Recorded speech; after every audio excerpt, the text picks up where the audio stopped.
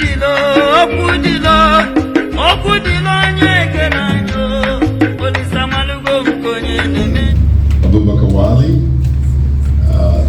facilitators and resource persons for this wonderful seminar. The participants in the seminar, I understand today's one is geared towards secondary school teachers, correct? And they've come up in great numbers. I salute you. Members of the press, ladies and gentlemen, sisters and brothers, as you've been told, my name is Ugorji. I'm the Imo State Commissioner for Homeland Security and Vigilante Affairs. My ministry is the lead agency that His Excellency Governor Hope Uzodinma had asked to take a lead in putting together the state plan on dealing with the use and abuse of drugs, illegal drugs in the state. So I bring you greetings, brothers and sisters, on behalf of the Governor of Imo State, the Governor of the Year, as he is known around the nation, His Excellency Senator Hope Uzodinma. To those of you who are my Christian brothers and sisters, I say, may the peace of the Lord be with you. And to those who are Muslim brothers and sisters, I say Assalamu alaikum. And those of you who share the Igbo religious heritage with me, I say Udodirunu. And I wanted to bring you greetings and goodwill message from His Excellency Governor Hope Uzodinma. I want to first start by commending the NDLEA, especially under the leadership of Abubakar Wali, who is in an acting capacity, and in the short period is already in an acting capacity. You see the innovation he's bringing to the work of the NDLEA in Imo State. This seminar is one of it, perhaps the first of its kind in the nation. So we hope that he hangs around with us and continue to do more work. And I, for one, as the Commissioner for Homeland Security, pledge to work closely with him and the NDLEA. I also want to commend the NDLEA on the national level. We've been seeing and reading and hearing about the good work that General Marwa, who is the CEO and Chairman of the NDLEA, is doing at the national level. That agency has become a formidable, incorruptible, and really patriotic organization in the nation. And I want to commend General Marwa. I met General Marwa in the 1990s in New York when he was the defense attaché to the Nigerian Permanent Mission to the UN. And as you may know, he's married to one of our fine sisters here in Imo State.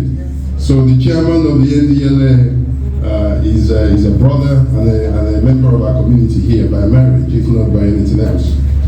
I wanted to let you know that His Excellency Governor Hope Uzodinma, as a matter of policy, we have a two-pronged approach to the challenges that the use and abuse of drugs pose to us in Imo State. The first part of that approach is, of course, one of law enforcement.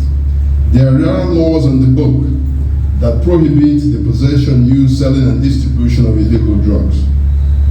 And so there is a criminal aspect to dealing, and law enforcement aspect to dealing with these issues as we face them in the state.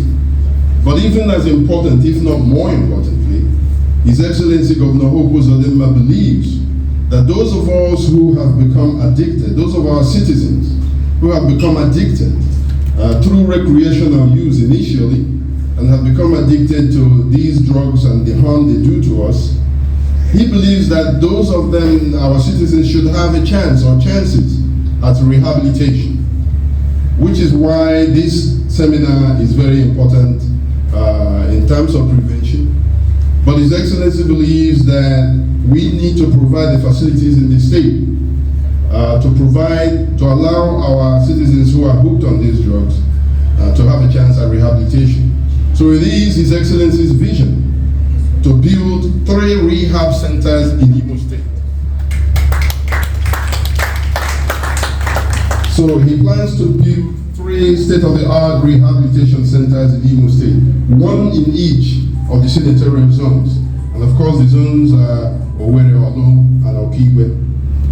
So we say that to say that the ministry that I had, as the lead agency in the efforts to mitigate these challenges, we've already put in a request in our budget for 2023, money and funding to build those rehab centers.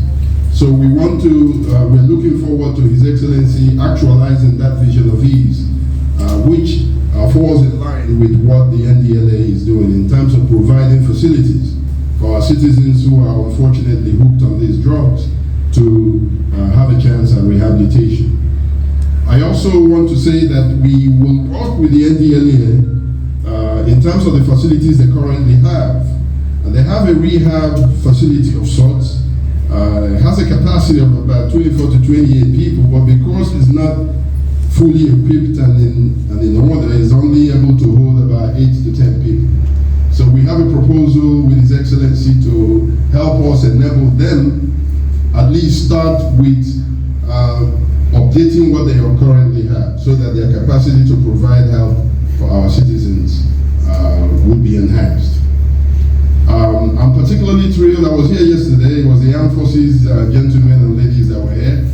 I'm particularly thrilled to see teachers here because you are at the front gate of our young ones in terms of what they do, whether good or bad. I don't mean that you teach them bad, but I mean you catch them that early, so to speak.